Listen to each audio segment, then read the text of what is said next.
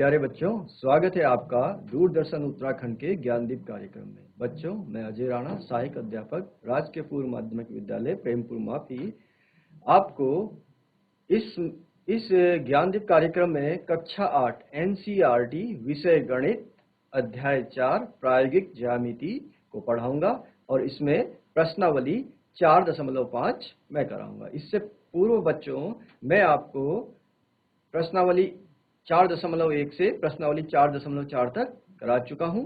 आपने देखा होगा, समझा होगा।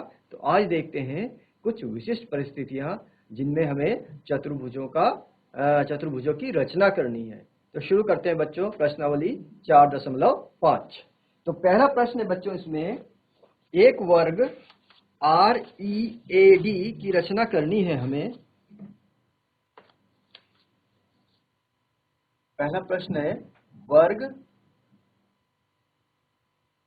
READ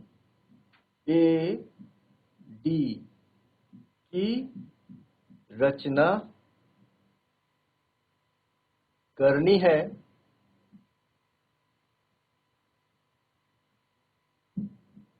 है जिसमें दिया है, जिसमें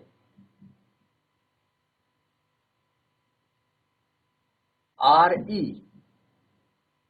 भुजा हमें दी है 5.1 सेंटीमीटर। 5.1 सेंटीमीटर है। इसकी हमें रचना करनी है बच्चों।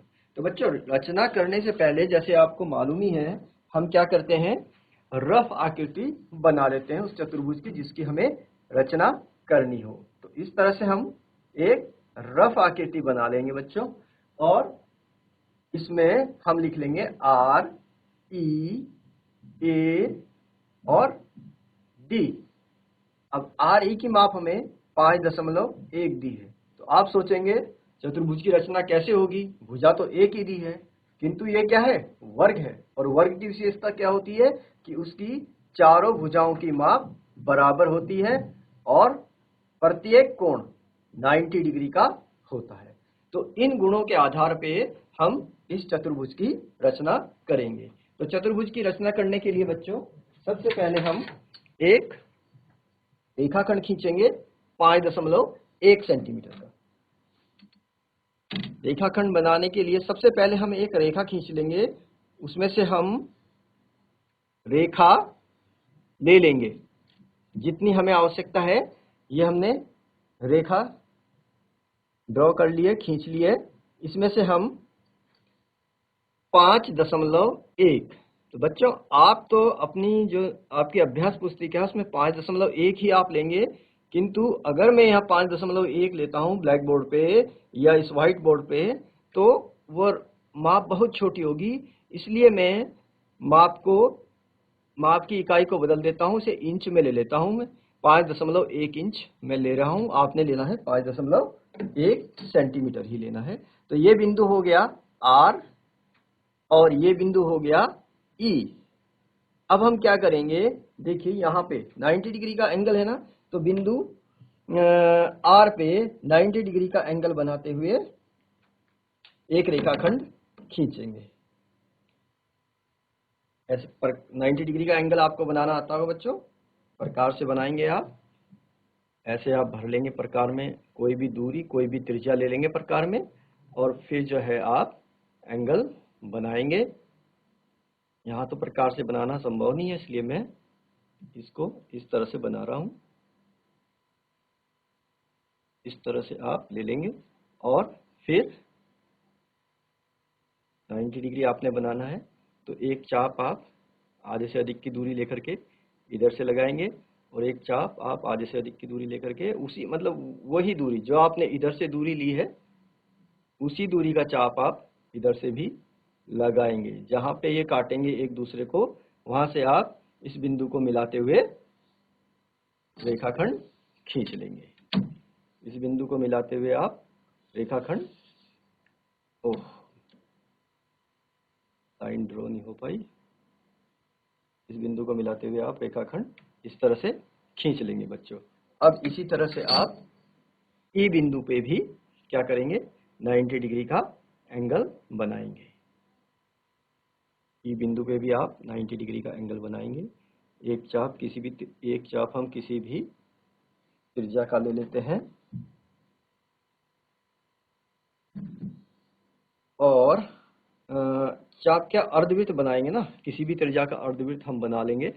और जो है ये हमने बना लिया अर्धवृत्त, और हम क्या करेंगे फिर आधे से अधिक की दूरी, इस अर्धवृत्त से आधे से अधिक की दूरी इसमें भरेंगे और चाप लगाएंगे। ये हमने आधे से अधिक की दूरी भरी और इधर भी हम इसी दूरी से चाप लगाएंगे जहाँ ये काटेगा। अच्छा ये सही नहीं बन पाया, अभी ठीक से बना देता हूँ। जहाँ पे ये काटेगा वहाँ से बच्चों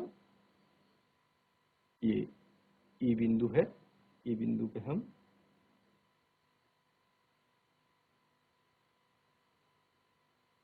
हाँ ये अब आया है ठीक।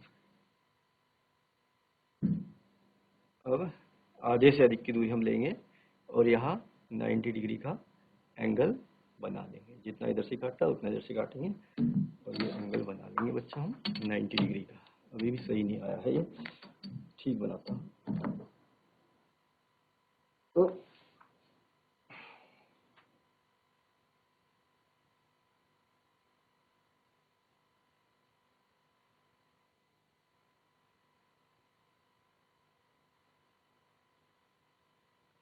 डिग्री का एंगल हम बना लेंगे।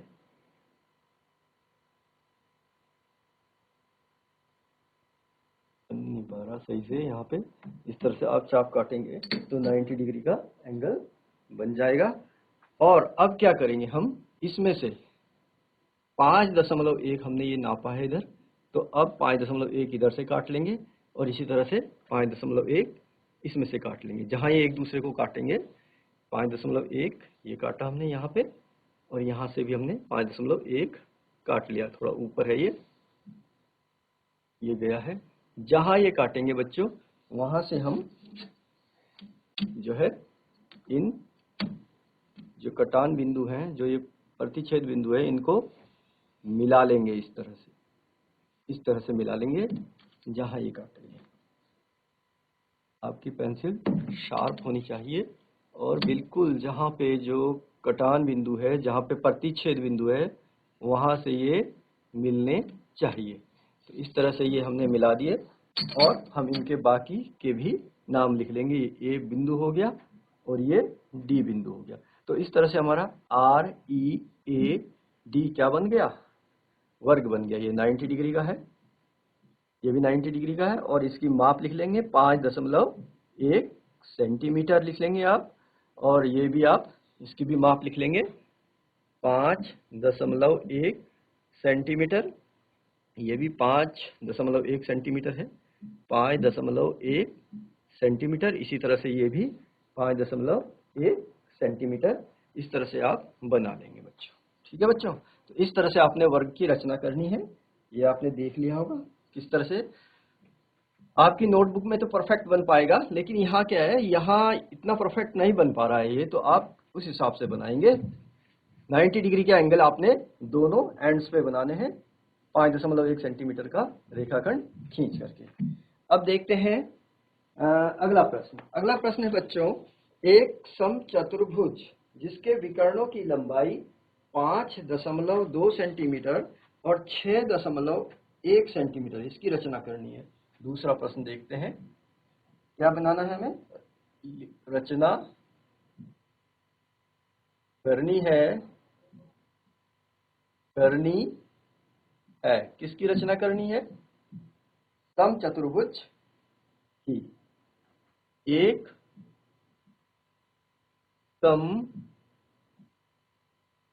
समचतुर्भुज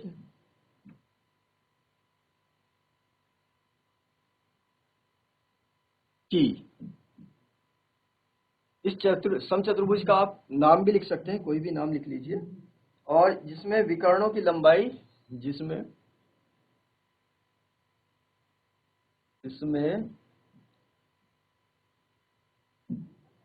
विकर्णों की लंबाई, विकर्णों की लंबाई दी है, कितनी लंबाई दी है, 5.2 सेंटीमीटर और 6.1 सेंटीमीटर, 6.1 नहीं 6.4 सेंटीमीटर, 4 सेंटीमीटर है। यह हमें प्रश्न दिया है और इन मापों के आधार पे हमें समचतुर्भुज की रचना करनी है। तो बच्चों समचतुर्भुज की आपने जो गुणधर्म है वो पढ़े होंगे। समचतुर्भुज में सभी भुजाओं की माप बराबर होती है और विकर्ण एक दूसरे को समद्विभाजित करते हैं। समद्विभाजित तो करते ही हैं, साथ में एक दूसरे को लंब समद्विभाजित करते हैं, यानी कि लंब भी होते हैं एक दूसरे पर। तो इसकी रचना करते हैं बच्चों। पहले हम ऐसे ही कोई रफ आकृति बना लेते हैं। इस तरह से मान लीजिए ये समचतुर्भुज है और इसका नाम हमने रख दिया ए बी सी डी। अब इसमें एक विकर्ण ले लीजिए, मान लिया ए सी विकर्ण है 5.2 सेंटीमीटर का और दूसरा विकर्ण है 6.4 सेंटीमीटर का। तो इसकी हमने रचना करनी है। तो बच्चों हमें विकर्णों के आधार पर ही इसकी रचना करनी है। तो हम सबसे पहले विकर्ण बना लेंगे। एसी विकर्ण को हम यहाँ पे खींच लेंगे, इसको ड्रॉ कर लेंगे 5.2 सेंटीमीटर, इसको ले लेते हैं। तो जैसे मैं आपको कह रहा हूँ, आपने अपनी नोटबुक में तो 5.2 सेंटीमीटर ही बनाना है, किंतु यहाँ मैं जो हूँ 5.2 सेंटीमीटर नहीं, बल्कि मैंने इकाई चेंज कर दी है, मैं 5.2 इंच बनाऊंगा बच्चों, ठीक है ना। तो आपने 5.2 सेंटीमीटर ही लेना है।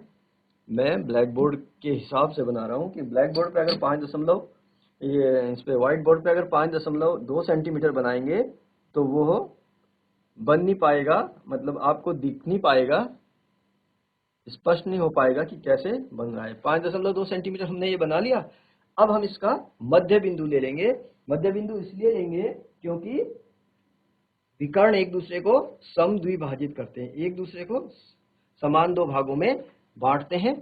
तो इसका मध्य बिंदु लेने के लिए हम इसकी आधे से अधिक की दूरी भर के इसमें एक चाप इधर लगाएंगे और उतनी दूरी भर के एक चाप इधर लगाएंगे।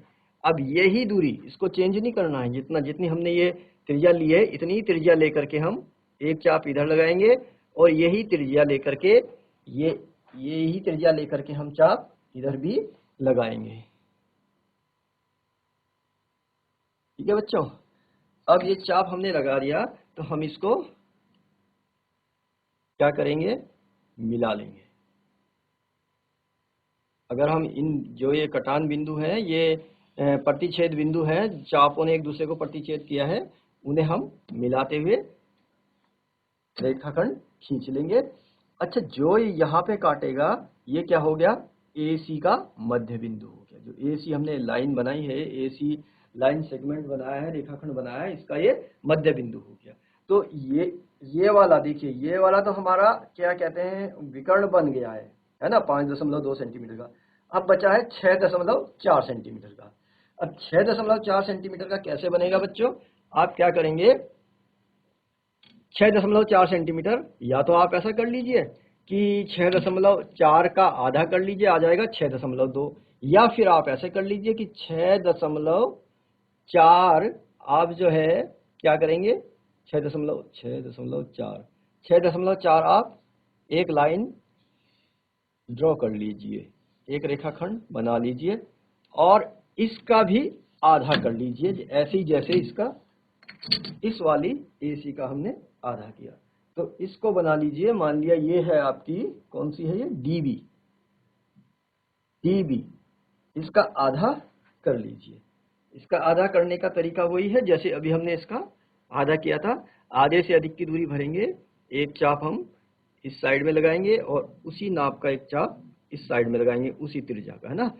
और वही त्रिज्या लेकर के बिंदु B से भी हम चाप लगाएंगे और यही त्रिज्या लेकर के बिंदु B से ये इसके दूसरी साइड में भी हम चाप लगाएंगे। जहां चाप एक दूसरे को काटेंगे बच्चों, उस लाइन को हमने उन प्रतिच्छेद बिंदुओं को मिलाते हुए हमने एक लाइन खींच देनी, एक रेखाखंड खींच देना है। अब जो ये रेखाखंड हमने खींच दिया, अब देखिए बच्चे, जो हमने ये बनाया था कितना 6.4, ये पूरा का पूरा 6.4 था।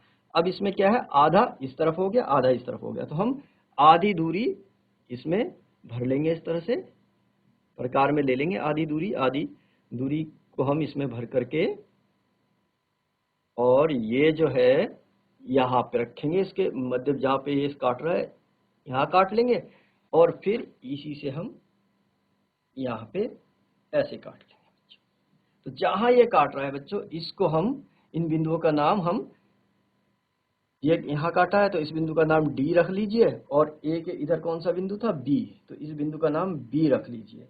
तो ए से बी को मिला लीजिए, ए से बी को मिला लीजिए, ऐसे ये मिला दिया। फिर बिंदु बी से सी को मिला लीजिए, बिंदु बी से हमने ये सी को मिला दिया इस तरह से, ये देखिए। अब बिंदु सी को बिंदु डी से मिला लीजिए, ये बिंदु सी को हम बिंदु डी से मिला लेंगे, ये देखिए दिख रहा है ना आपको। अब बिंदु डी को बिंदु ए से मिला लेंगे, बिंदु डी को हम बिंदु ए से मिला लेंगे, ये इस तरह से, ठीक है बच्चों। तो अब इस तरह से हमारा ये चतुर्भुज ए बी सी डी जो समचतुर्भुज था उसका निर्माण हो गया। तो एक तो ये था बच्चों जो हमने यहाँ से 6.4 के मध्य बिंदु लिया था, और एक ऐसा भी कर सकते हैं आप, 6.4 लिख लीजिए और उसको 2 से डिवाइड कर लीजिए, आंसर आएगा आपका 3.2। तो 3.2 त्रिज्या भरिए और काट दीजिए, वो चाप काट दीजिए। तो दोनों तरीके हैं बच्चों, जो भी आपको सही लगे, जो भी सुविधाजनक लगे, आप उसके अनुसार इसको कर लीजिएगा। अब करते हैं बच्चों अगला प्रश्न, प्रश्न संख्या 3। ये आपने नोट कर लिया होगा, देख लिया होगा किस तरह से ये करना था बच्चों। अब प्रश्न संख्या 3 को हल करते हैं बच्चों। प्रश्न संख्या 3 में दिया है एक आयत जिसकी आसन्न भुजाओं की लंबाई 5 सेंटीमीटर और 4 सेंटीमीटर, इसकी रचना हमें करनी है। प्रश्न संख्या 3,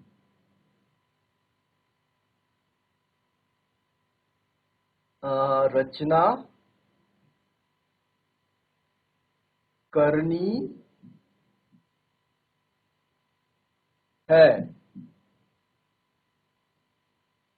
इसकी रचना करनी है एक आयत की, आयत एक आयत की जिसमें इसकी आसन्न भुजाएं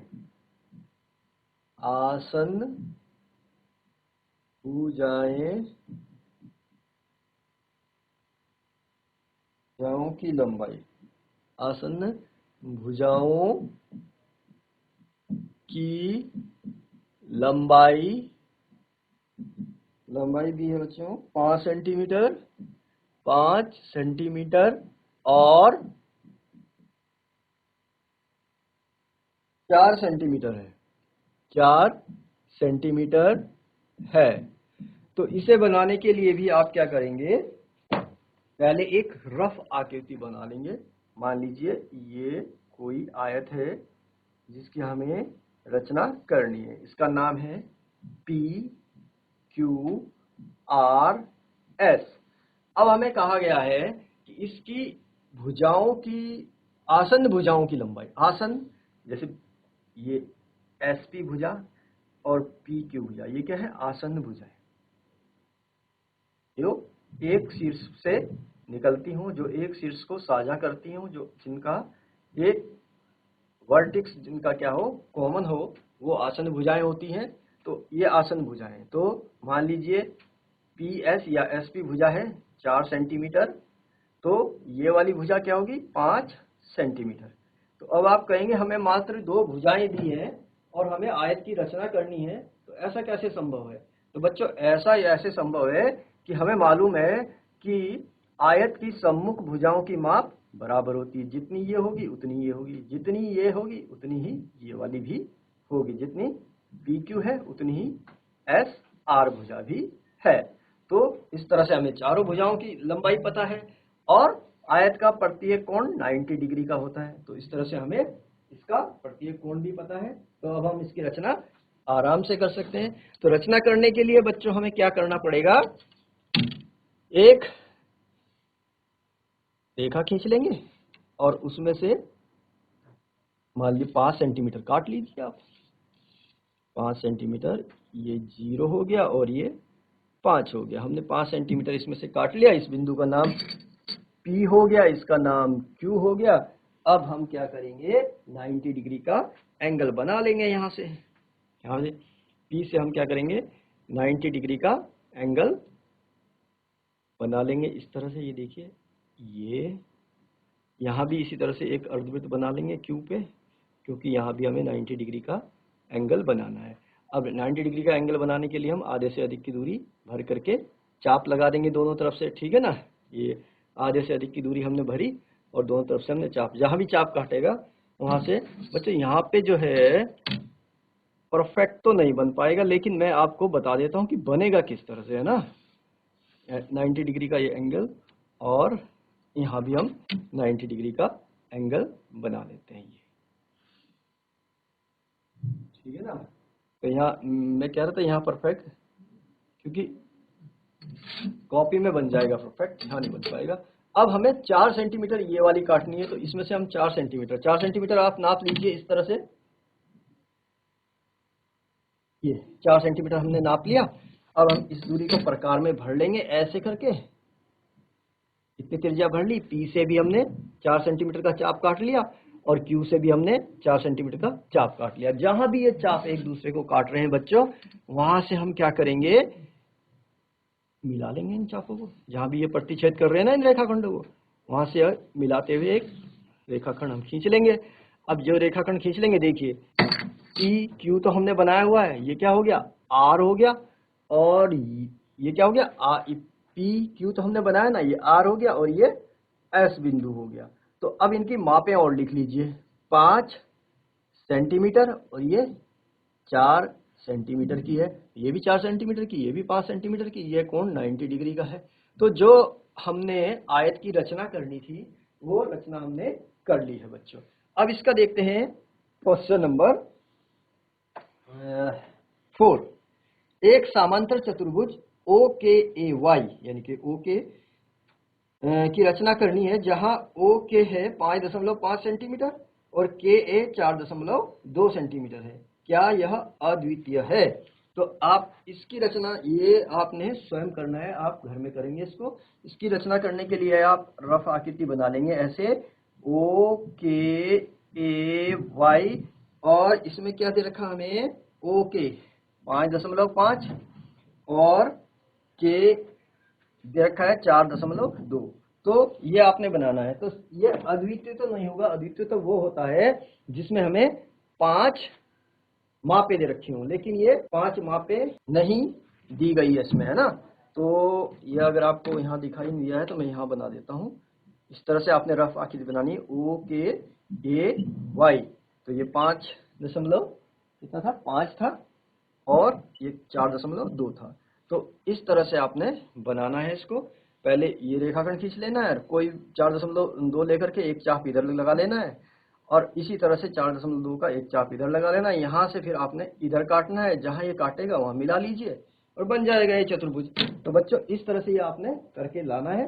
तो बच्चों ये कार्यक्रम यदि आप किसी कारणवश नहीं देख पाए दूरदर्शन पे, तो आप दूरदर्शन के YouTube पे भी इस कार्यक्रम को देख सकते हैं, ज्ञानदीप कार्यक्रम को। Thank you.